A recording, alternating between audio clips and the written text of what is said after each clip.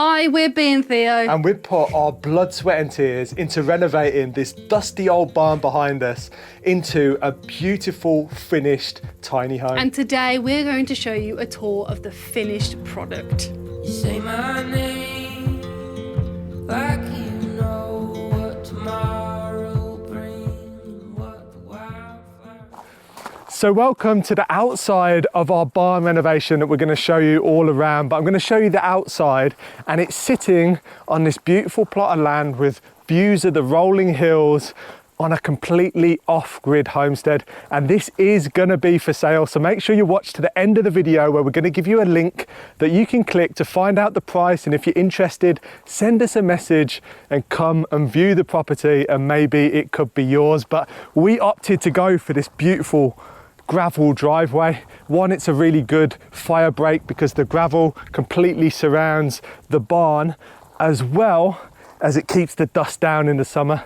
So we decided to go for a really big veranda at the front of the building, but at the rear, we decided to build this big lean-to.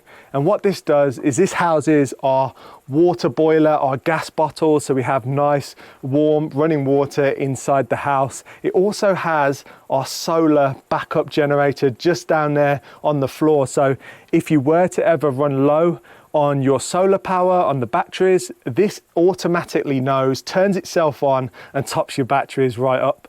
So another reason for this lean-to was to keep the water well away from the building, but also the sun as well. Obviously we're in Portugal, it can get really warm at times. And what happens is with stone buildings is when the heat hits the stone, it actually releases the heat in the evening. So if you can shelter as much as the building as possible and stop that sun hitting the stone, it keeps it a lot cooler. We don't have AC in this house and we've never actually needed it. So this homestead is completely off-grid. You've got plenty of land to grow food. You've also got a solar array of 1200 watts that go into a lithium battery bank inside the house. So plenty of power to keep you charged up all year round. Also, water is such an important thing on a homestead. You need plenty of it. And here you have all the water you will need. We've never run out of water, and we pump it straight out of the well to a 3,000 litre tank that feeds the house. Also, we have another water source, which is a spring-fed well, so you're never gonna go dry. Even in the hottest summer on record, in a drought, we still have plenty of water. So not only can you grow food on this property, but you can raise animals straight away, because behind me is the epic A-frame chicken coop that me and Bee built from the ground up, and it has a run for the chickens and it housed our gigantic chickens. So any breed of chicken will fit in here, no problem. We also have a brilliant fenced area for goats or donkeys, sheep, anything that you want to have on this property. So inspired by our Scandinavian friends, we decided to go for an outhouse style bathroom with our composting toilet and our shower. Everything's super low energy and easy to maintain. And we also have a wood burning bath for them really chilly evenings in the winter. It's so nice to lay in the bath and look over the beautiful views. So it is nearly time to go inside, but before we do that, I just wanted to show you this amazing, huge veranda off the front of the building. This is a wonderful place to sit out in the summer. It keeps the sun completely off pretty much all day long. And also in the winter, when it's raining outside, you can sit out here and enjoy a bit more outdoor space. Welcome to the heart of the home. It's the kitchen, and it's turned out exactly how we envisioned it when we started this barn conversion 4 years ago now. It was the final piece of the puzzle, and I'm so happy with how it's turned out. It's a true country kitchen, and I can't wait to show you everything we've done. So where I'm standing here is against the feature wall of the barn. We wanted to keep one stone wall to remind us of the true beauty of this granite stone, which is very traditional across Portugal, lime pointed by Theo behind the camera. He did such an amazing job, and we did keep to traditional methods throughout the whole build. One of the things we didn't fully account for when we did the kitchen was the fact that a stone wall is very irregular and a little bit of a headache, for use of a better word, when you put in the kitchen counter in. So it kind of stopped our creative process, but we got there in the end. And once we figured out exactly how we were going to do it, we kind of just had the kitchen flow out and be done in next to no time, but it's turned out really beautifully. So we've got this whole area here where you can prepare food. I've put some fruit on here that I'm gonna have to have one after we film this because I'm starving. And then under the counter, we've got loads of storage. People have been quite surprised by the size of the kitchen because this is a tiny home, but it's very, very spacious. So we've got an under counter fridge here, fridge and freezer. This is so nice in the summer when it's hot and you can just pull out an ice lolly or an ice cold drink. Do you know what an ice lolly is? Do they call them that in the States? Because we do have a big American audience. I guess an ice pop. And then, so yeah, over here, it continues to this stunning cooker. It's never actually been used. This is also by the same brand as the under-counter fridge, and we brought it all the way over from the UK. And it is totally country kitchen vibes. It's got really nice stove on the top. It's got a grill and an oven. And then the kitchen continues around the corner.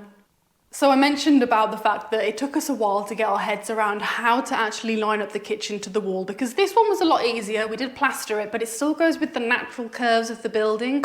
And this is what we did basically. We ended up scribing a really beautiful piece of wood and then adding some nice decorative rope to the edge of it. So it looks really rustic. I've said it so many times, you know what? Take a point for every time I say country kitchen. It adds to the country kitchen vibe. But it really does finish it off nicely, and it was such a risk for us because we weren't sure if it was going to work out, and it really did pay off. There's also plugs underneath here, so you can plug in your kitchen appliances and all sorts of things, which is just what you need in a kitchen. Where I'm standing right now is definitely my favourite spot in the barn, not just because it's got the really gorgeous sink and the really gorgeous cooker, because it's got the really gorgeous walls. We've got the feature wall that I've mentioned already. Theo did such a gorgeous job pointing it with lime mortar, and then the walls behind us we kept with the traditional methods as well. So we got all of the gaps filled in with lime mortar, and then we rendered it and plastered it with lime, and then we lime washed the whole thing.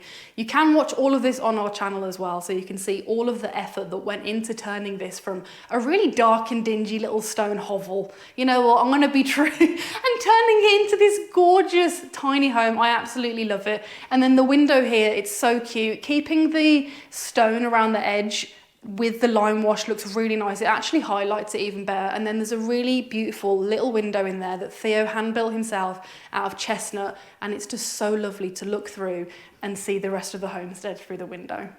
So moving on from the kitchen, grab yourself a little coffee. We've got a little reading nook here, and it's also got the beautiful feature wall on one side and the lime wash on the other. There's also a little bookshelf. It doesn't have to be a bookshelf, you could put whatever you want in there, but I think it's perfect for all of the books. And then we've got the power station here. This powers the whole barn. There's plugs absolutely everywhere. You're never gonna run out of energy, especially in Portugal where the sun shines 300 days a year, I think. And then you can store things here and just enjoy the space. Sit back, relax, and enjoy your imaginary coffee. Here we have our custom front door that's absolutely huge. We had to get it made specially because the original one was a huge piece of metal. I think we did, for a very brief period of time, think that we might be able to refashion it for a nice new front door, but in the end we got this one made and it's absolutely perfect. It's double glazing, so it does a really good job at keeping the heat out and also letting us see out to the homestead. It's basically a gigantic window, which is perfect for when you're inside and you just look out the window and you can see the rolling hills, the cork trees, the olive trees, the birds, just all the things that you imagine you would have on a Portuguese homestead. So I've mentioned already that this is a small space, and we tried our absolute hardest to make sure that it felt really spacious and airy and open when we did the conversion. And I think we smashed it, if I'm honest with you. We've got the living room area underneath the mezzanine. It's the perfect height. It doesn't feel really low and enclosed when you're under there. And it also means there's enough room upstairs on the actual mezzanine to be able to stand up. Theo can stand up and he's 6'3". I'm 5'8" and I have bags of room. So the mezzanine is built of chestnut. We went chestnut throughout the whole build. We wanted to go with a wood that looks really nice and is really, really durable. So chestnut is a brilliant hardwood to use. We hand built pretty much everything in here. We didn't do the door, but the stairs we built ourselves from chestnut. We treated it all. It's going to last for a very, very long time. So underneath in the living area, we had a 3-meter long sofa. That just shows you how spacious it is under there. And then we've got a wood burner to heat the place during the winter. I know some people don't think that it gets cold enough in Portugal to have wood burners, but trust me, we have winter here and we have summer. Yeah, winter's not like minus 20 degrees Celsius, but it does get chilly. We do get some minuses, so a wood burner's perfect. And we went for a gorgeous Jotl, I want to say it correctly, but it's a gorgeous wood burner that's never been used. It's brand new, and I can't wait for whoever buys this place to set up their first fire here in the winter. This area of the barn is what I like to call a living room. It's underneath the mezzanine and has loads of height. So it's facing the feature wall. We've got the kitchen there. You could shimmy on over with your dinner like we used to. We had a big old 3-meter length sofa here. There's actually way more space than I think people realise. You could fit 2 normal size sofas or have a massive monstrosity one like we did if you want. There's plugs in both corners, also USB ones, because we are very into our tech. We are YouTubers, so we wanted to make sure that we had USB plugs absolutely everywhere to keep our phones and everything charged at the same time. And it's got a lot of height underneath here. It also means that the bedroom is completely separate but doesn't completely close off the whole upstairs. So when you're in the area where Theo's standing and filming, the ceiling is super high. It almost feels kind of like a chapel. It's really, really, really nice. The design, layout and build of our barn was inspired by loads of different places that we visited over the years. Firstly, shout out to Theo who shuffled into the corner so you can see what the view was like where I was just standing.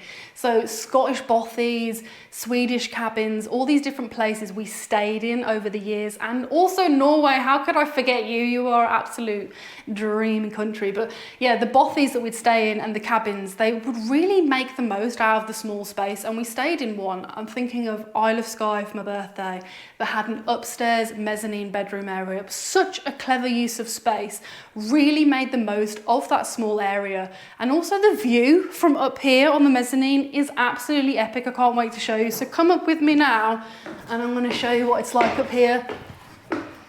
Welcome to the mezzanine area, or the bedroom. This is where the magic happens, throwing it back to crib style, early 2000s. But firstly, we've got the banister, and Theo hand built this, did a cracking job. Super genius ideas here with this. I'm not going to tell you how he did it. You've got to watch the video for that, which I will link in the description for this. But we've got wooden banisters, we've got the gorgeous chestnut staircase, we've got the gorgeous chestnut roof, we've got the gorgeous wooden floors that actually go throughout the whole barn and make it feel really cozy. Lovely to walk on with bare feet or socked feet if you're Theo. Having the mezzanine and having the bedroom up here really gave us much more space and doesn't encroach downstairs, which is super important when you have a small space. We've got the bed on one side and then the gorgeous Velux window on the other. This is really nice for stargazing, having a breeze in the summer when you're in bed. Now, I briefly touched on the roof, and just take a look at this absolutely mega ridge beam that we have. This is one huge piece of chestnut. I already said that we use chestnut throughout, and the roof is chestnut. I'm so happy we went with it because it's really, really beautiful. And the space of the bedroom is more than big enough for 2 people. We totally thrived up here, and our 2 cats who insist on sleeping on our heads. So all of us slept in that bed together nice and comfortably. It really added to the extra space in the barn without impeding any of the ground floor, which I think is really important. And also wanted to say, when we did the roof, we also used as much natural material as we could. So we used cork, which is one of the biggest exports in Portugal. Little nugget of information for you there. And it does a fantastic job at keeping the barn insulated in the winter and also insulated from the sun outside. And there we have it. I hope you've enjoyed watching the tour of our completed barn. I've really enjoyed showing you guys around today because I wanted to see this project out just for my own pleasure, and I'm so happy with how it's turned out. It was a massive task, the first of a kind that we'd ever done, and it's actually really gratifying to see it done. If you guys want to buy this place, well then click the link in our description to view the listing where you can find out how much it is and see all of the wonderful photos that we actually took yesterday. And more details of the property. Details, yeah, we list everything on there. So check our website. It's got all of the details, and we can't wait to hand this over to someone who's going to love it as much as we did. Thanks for watching, and we'll see you on the next video.